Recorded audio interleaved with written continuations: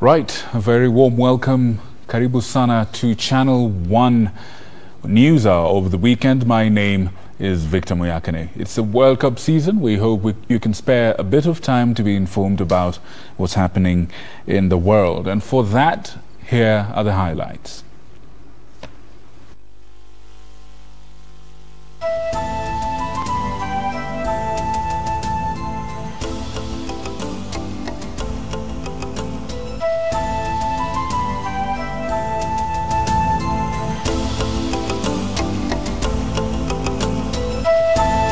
And betting machines set ablaze in Tarakanidhi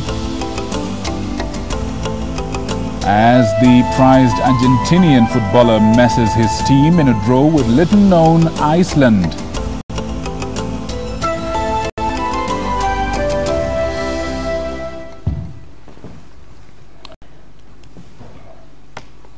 All right, we are joined with our senior sports correspondent, Daniel Wahome, who's got a whole lot of news for you this evening. Daniel, what have you got? Well, definitely. I know the World Cup fever has gripped the country. I know Messi fans are a bit feeling that it was probably a little bit messy, but there's more to that. The one sport that has earned Kenya the most medals has had a very busy week.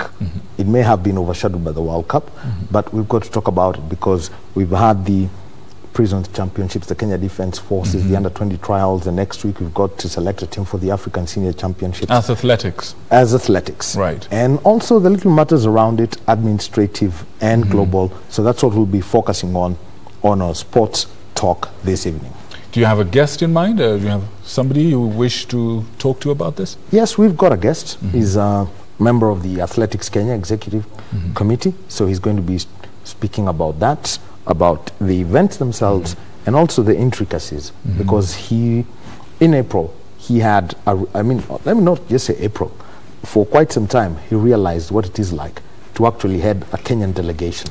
Right.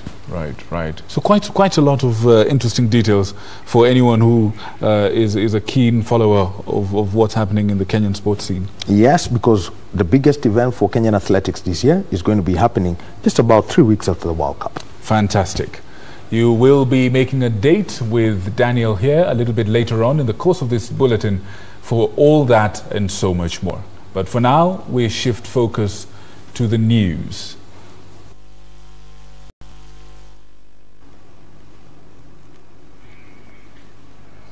Right, we would like to invite you to take part in this news bulletin by communicating with us about your views and reviews on the news. I have the facilities with me here that will be able to accept your feedback live on air, and we should be able to sample some of that feedback as you send it. You can use the SMS line at the top corner of your screen, 22162, starting with the word News Hour, and I'll be happy to read them right here. And you could also use our Twitter handle, which is at KBC Channel 1.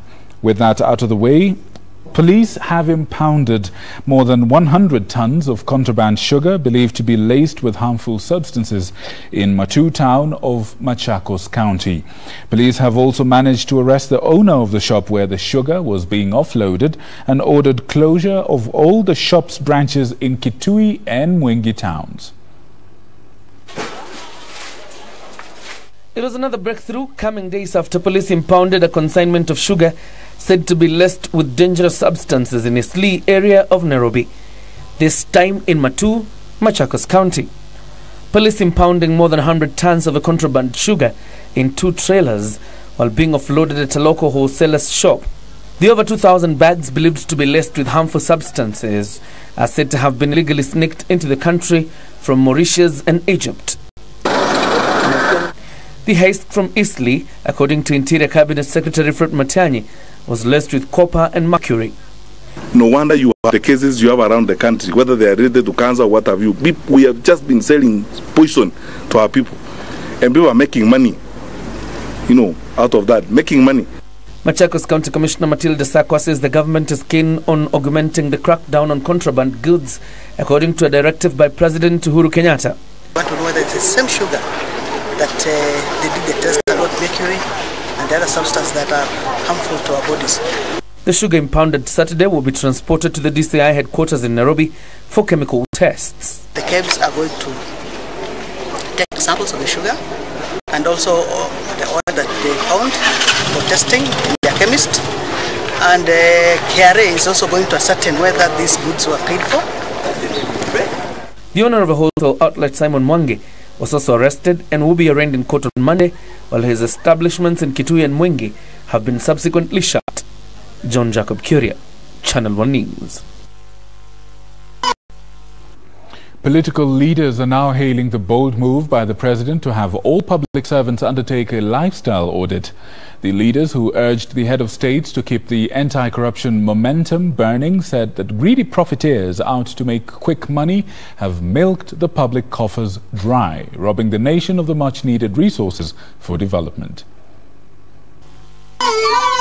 Led by Senate Deputy Speaker Kithure Kindiki and Devolution Cabinet Secretary Eugene Wamalwa, the leaders said the time has come for Kenya to slay the dragon on corruption that has dismembered every fabric of the nation. Tunataka pia tumuunge Mheshimiwa Rais kwa pendekezo ya kwamba we must start doing lifestyle audit ya viongozi wote humu nchini, both in the counties and in the country, so that mtu akiwa tajiri overnight, tunataka kuanzia president kuteremuka hadi chini, na kwa county kuanzia gavana mwenyewe hadi MCS, lazima tufanye hii audit ya lifestyle.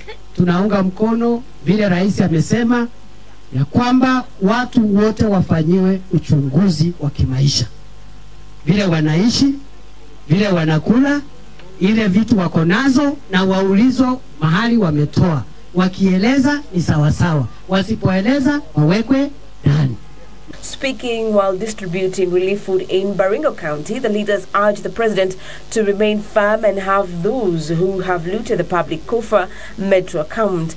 So your lifestyle audit is necessary ili tuangalie mambo ya ufisadi na proceeds za ufisadi zinaenda wapi. Pesa ambazo zingejenga dispensaries, pesa ambazo zingeleta maendeleo hapa Baringo, zikiingia mifuko ya watu wachache, they will not even invest that money here, wata-invest kule kwingine. Wale watu walipewa kandarasi watangazwe, wawekwe kwa magazeti, tujue director wa hizo company na ni pesa ngapi na ilikuwa ya nini, ndio tujue kama wale wamekula pesa ya Kenya kwa matenda. Kama kuna mmoja anatoka hapa Ilichamus, tujue, wakiweka kwa magazeti. A position supported by area Governor Stanley Kiptise, who said corruption had robbed the country of immense resources that could have turned around the fortunes of Kenya. We have blacklisted 19 companies in Baringo County. Na naomba serikali hao watu wasipate kazi anywhere. Maana wameharibu kazi Baringo. Wakiharibu Baringo, hatutaki. Cancer cannot be transferred from one leg to another. You ampute. Ama namna gani? So hapana transfer. Ugonjwa hii ambayo inaitwa corruption from hapa kwenda mahali pengine. Meanwhile, Kiambu woman representative Gathonyo Mshomba wants those who looted from the public coffers made to surrender the money and recovered funds be channeled to boost healthcare in the country. Speaking during a free medical camp at Ngewa Primary School, Wamshomba noted that it is unfortunate seeing Kenyans continue suffering while other people are enriching themselves with proceeds corruptly. Kuna pesa ambazo zilikuwa zimeibiwa na wakora, ambazo shirika linaitwa asset recovery wamepatiwa kazi ya kuchukua hiyo pesa. Hiyo pesa ningetaka kumusihi rais wetu na kinara wake na deputy wake. Hiyo pesa ambayo inakuwa recovered, asset recovery, wapatiwe nafasi kufanya kazi na women reps. Hiyo pesa ikuje isimamie miradi ya health kama vile tunafanya leo. Kama hiyo pesa ilikuwa imetengwa ya kununulia wakulima mahidi na haikununulia wakulima, ilinunulia traders, hiyo ni ufisadi na bali moja. Na sisi tunasema lazima tupewe listi ya wale wote ambao walihusika na ni lazima wastakiwe kwa sababu hiyo ni ufisadi. Now, security agents in Tharaka Nithi County took the war against gambling a notch higher, literally burning over 100 gambling machines as the government steps up the war on gambling. And in Kajiado County, irate residents stormed the gambling dens and seized the machines, accusing the local administration of protecting and colluding with merchants of the illegal trade. Chuka Igamba Ngombe in Tharaka-Nithi County. In perhaps the strongest terms yet in the war against gambling, the county administration taking drastic measures in the ban on gambling, literally burning the gaming machines in full view of the public. It was a message to those behind the trade that the county would not condone the betting craze that was stealing the livelihoods of the youth. Meru South District Deputy County Commissioner Omar Benja saying that theirs was a mission to save the family unit, which is at risk as family finances were being depleted thanks to the gaming craze. Tunapoteza generation yetu, watoto wetu karibu wote wanamalizwa na hizi gambling machines. Tumeona akina mama ambao atoka nyumbani aende afanye shopping, lakini anadanganywa, anapitia mahali ya hizo machine, anafikiria anaweza akapata zaidi, baadaye hiyo pesa yote inaenda, fees zimeenda, chakula pesa ya chakula imeenda. Sasa imeleta matatizo mengi sana kwa society, na ndio tumeamua kama nchi lazima tuhakikishe kuwa hii biashara hakuna. And as the machines went up in smoke in Tharaka-Nithi, in Isinya, Kajiado County, residents were taking matters into their own hands. Citizen vigilance was on display as they stormed gambling dens, removing the machines and proceeding to dump them outside the Kajiado County Commissioner's office yard. The locals claimed that a section of security officers were colluding with gamblers to enable the illegal trade to thrive at their own expense. We have had challenges with our security officers, but I want to assure you we have put down strategies to work with the communities to ensure that we get information. Our operations is going to be based on intelligence-based operation.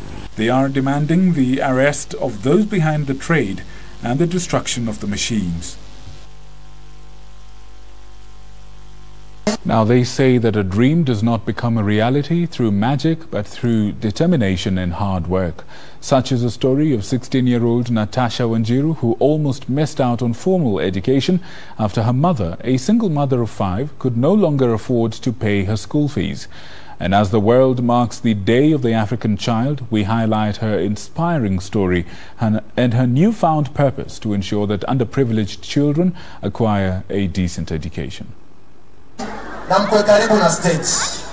The Day of the African Child is celebrated on 16th June of every year to commemorate the 1976 student uprising in Soweto, South Africa.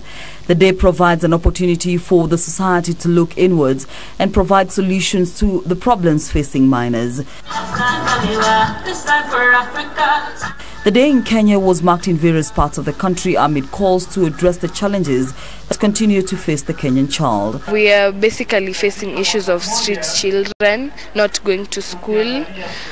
We are having thugs, we are having truants, we are having children taking drugs, and what the government is doing, they're picking up initiatives with NGOs and they're working hand in hand to help those kids. Child rights groups cited the continued neglect of orphans and vulnerable children, which has resulted in the increase in child crime. The Speaker of the Children's Assembly warned that a lot of effort has been put in empowering the girl child, giving rise to a new challenge of neglecting the boy child. Boys are facing many issues which just go underground because they are the males. Now people just don't care about them. When they're empowering the girl child, they should also look for programs for the boy child so that he doesn't feel sidelined. You see, just feels also he's part of the group. Father Renato Kizito, the founder of Koinonia community that has served thousands of underprivileged children, says the society should do more to protect its children. The child is asking us this, is asking us education, is asking us love, is asking us a just society. They are the prophet of the just society of the future. He hailed the move by government to subsidize secondary education to ensure more children transit to secondary schools. In the budget of the country, there should be much more allocated for education. That is very important. For sure, health and education. And the poor of this country, they need assistance in this to get out of their situation. With about 42% of the Kenyan population being at the age of 14 years, there is an urgent need to address issues that affect children for future generations. Caroline Kamar reporting for Channel 1 Weekend. It is a prized gift that has changed the fortunes of Benson Wangonga in the little-known village of Kahatia in Kiharu constituency in Murang'a.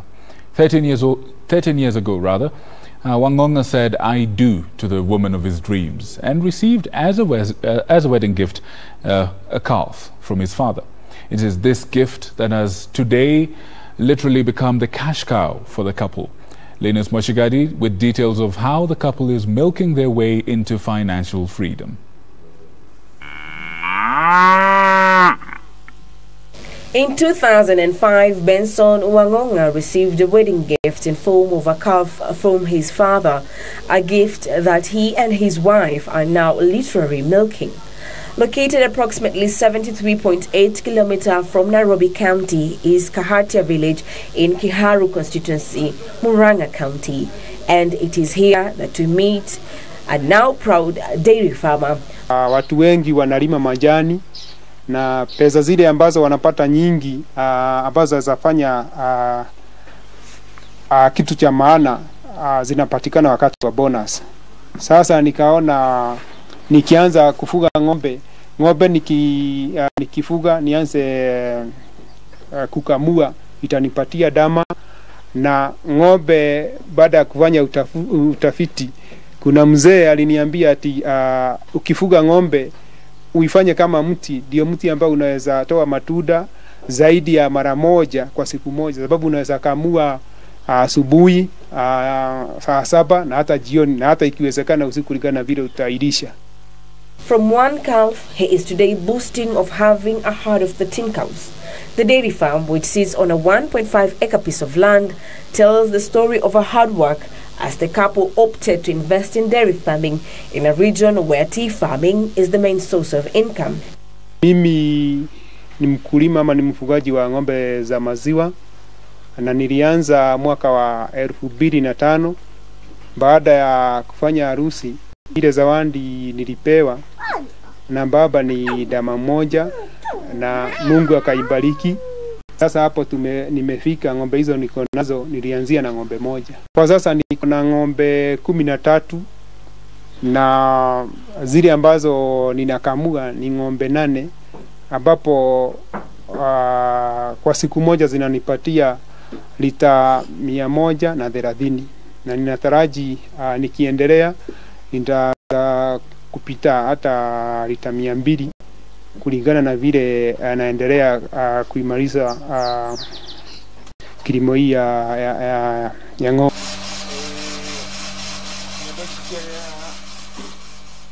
It was a decision that he says transformed their lives as he was able to educate his children and fend for his family comfortably. He has so far employed 2 people to take care of his animals as well as his farm to ensure the cows are fed, milked and the milk gets to the market. Kutokana na mapato ile ninapata kutoka kwa ng'ombe, nimeweza hata kupata pahali pengine kashamba kengine, na hapo hata inanisaidia na kupata majani ya ng'ombe hata mambo ingine. Kwa hiyo maziwa huwa inanisaidia sana juu niko na wateja kama 5 hivi wanakuja jioni kununua hiyo maziwa. Kwa lita ninauzia 50 shillings, na hizo pesa naona zikinisaidia sana, lakini mimi nikiwa huku nyumbani siwezi nikamgojea ati sina pesa. Hizo pesa zinanisaidia sana. His day begins as early as 4 a.m. and ends at 6 p.m. Every day he gets 130 liters of milk from his cows. Through the sale of milk, Benson says he purchased a piece of land where he grows fodder for his cattle and no longer leases land. Beatrice Wanjiru's Ben's wife also enjoys the benefits of a dairy cow. She has been cooking using biogas generated from the cow's dung, which is economical and environmental friendly. Kwa biogas inaiona ikiwa mzuri sana juu nikiamka asubuhi nikiweka tu naweka hiyo mbolea kwa yao mashimo ya biogas, halafu ninakuta moto, halafu naendelea kupika na kufanya mambo mengine. Ben, who remains optimistic of the future, has challenged youth to venture into dairy farming and reap the benefits. Ningetaka kuambia mama wengine, sio ati ni lazima uende kibarua kwa mtu mwingine ama uende kwa vikundi aina, ni unaweza kujifanyia kazi lako, uwe na ng'ombe moja au mbili na utakuwa unasaidika sana. Kwa hivyo vile naweza wahimiza wale ambao wana nia ya kufuga, kuingia ufugaji wa utoaji wa maziwa, ni kwamba hii sekta ya maziwa ni sekta kubwa, na kama tunaweza ingia na miguu miwili tunaweza fanya makubwa, tuache kuangalia sekta moja tu. Linus Moshigari for Channel 1 News. Now, the Chinese government has undertaken to finance more research and innovation activities in a bid to boost economic development in the country of Kenya.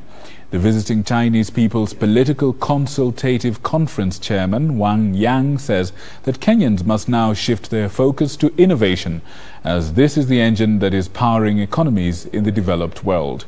Eric Biegon reports.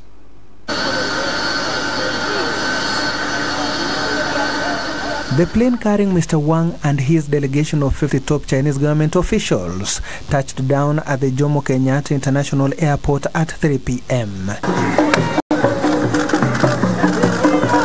The Kenyan government officials, led by Majority Leader of the National Assembly, Aden Duale, were at hand to receive the team from Beijing. After brief exchanges with their Kenyan counterparts, the Chinese People's Political Consultative Conference chairman led his team to a visit of China-Africa Joint Research Center based at the Jomo Kenyatta University of Agriculture and Technology. It is here that Wang disclosed that President Xi Jinping's government will inject more resources towards research in Kenya in its bid to strengthen China-Kenya bilateral ties.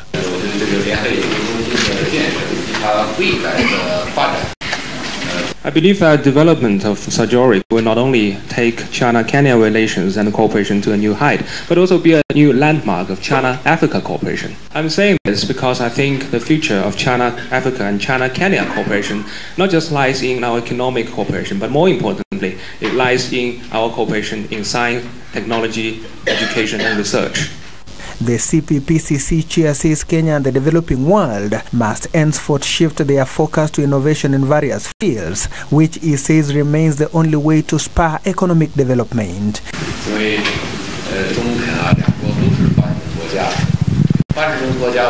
China and Kenya are both developing countries, and we share similar experience of development. And from this experience, we can tell that in order for the economy to be sustainable, education and research are really the foundation. I think you're all familiar with the famous quote of Mr. Deng Xiaoping in China, that science and technology are the primary driving force for a country. He said the main purpose for the Joint Research Center is to ensure growth through education and boosting of economy by ensuring that issues like food security are given priority. He, however, called for patience, warning that short-term gains will not be achieved in this venture. Well, also, I believe in pursuing cooperation in science, technology, education. China and Kenya should not just eye for immediate results, but also look at the long term. Well, of course, in pursuing cooperation in research and education, we should try to bring about some quick results. But education and research cooperation is not like economic cooperation. We should not only focus on the quick returns, but also always think about the future. Education Cabinet Secretary Amina Mohamed welcomed Chinese investment on research in the country, saying Kenya stands to benefit greatly from the initiative. There's no doubt that our universities in Kenya have become centers of innovation and entrepreneurship, that aim to accelerate the attainment of our Vision 2030 and the government's Big Four priorities. The setting up of the Sino-Africa Joint Research Center will inject additional impetus and propel JKUAT to the next level in research and innovation. Mr. Wang is in the country on a 3-day official tour after invitation by National Assembly Speaker Justin Muturi. Eric Biegon reporting for Channel 1 News.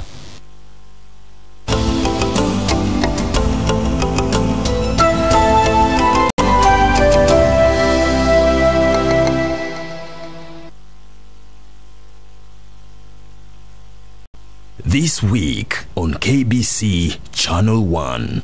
Kurt Vonnegut said that you are what you pretend to be. So you must be careful with what you pretend to be.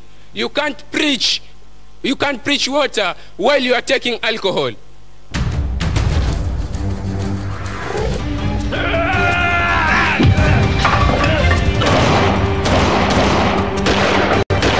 I felt a presence right behind me. But before I could turn around, I knew who it was. I felt her hands upon my shoulders. She pushed me. Uko positive na virus ya kansa. Nikasema Mungu wangu usiniache, kwa sababu mimi ukiniacha nitafanya nini? Umechukua baba yao, umechukua ndugu yangu baba yao watoto. It looks like the soup really broke your face, right? Well, that sucks. But believe me, it could be much worse. I don't want to lose you, Michael. You already lost me, Mother.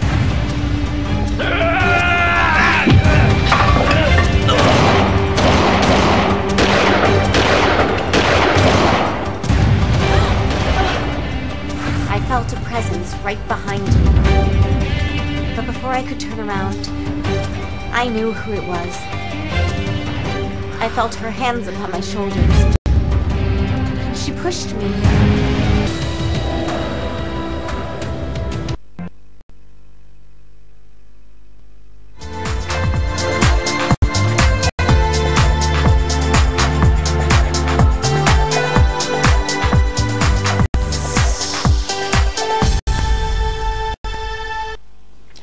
A very good evening to you. I'm Daniel Mohammed. Welcome to this evening.